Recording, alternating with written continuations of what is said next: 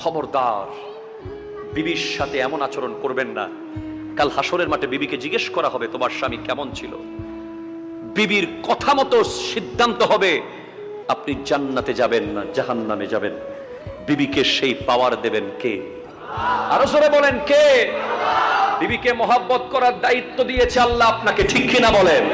অনেকে মাসকে মাস বছরকে বছর দেখা যায় প্রফেশনাল ব্যস্ততা, ব্যবসা নিয়ে ব্যস্ত, চাকরি নিয়ে ব্যস্ত, প্রফেশন নিয়ে ব্যস্ত, বিবির দিকে তাকানোর টাইম নাই।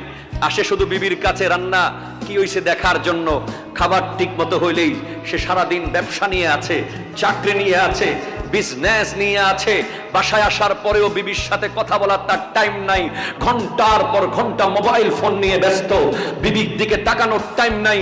ওই মহিলা, ওই নারী আপনার স্ত্রী, তার সমস্ত ইচ্ছা আকাঙ্ক্ষা আপনার মাঝে এসে পূরণ করবে। সুতরাং আপনার উচিত হবে বিবির জন্য প্রতিদিন কিছুক্ষণ টাইম ব্যবহার করা, বের করে নেওয়া, বিবির মনের দুঃখ শোনা। আমার নবী বিদায় হজের ভাষণে বলেছেন, নারীদের ব্যাপারে তোমরা সতর্ক থাকবে। তারা তোমার কাছে এমনি আসে নাই, কালিমা পড়ে এসেছে। তুমি কালিমা পড়েছো বলে সে তোমার বিবি হয়েছে। আল্লাহর কালিমাকে সাক্ষী রেখে তুমি তাকে বিবি বানিয়েছো। তার খাবার দেওয়ার দায়িত্ব তোমার, তার ভরণ পোষণ দেওয়ার দায়িত্ব তোমার, তাকে অন্ন বস্ত্র বাসস্থান নিশ্চিত করার দায়িত্ব তোমার। তুমি ইচ্ছে করে যদি সেই দায়িত্বে অবহেলা করো, আমার নবী তোমাকে ছাড়বে।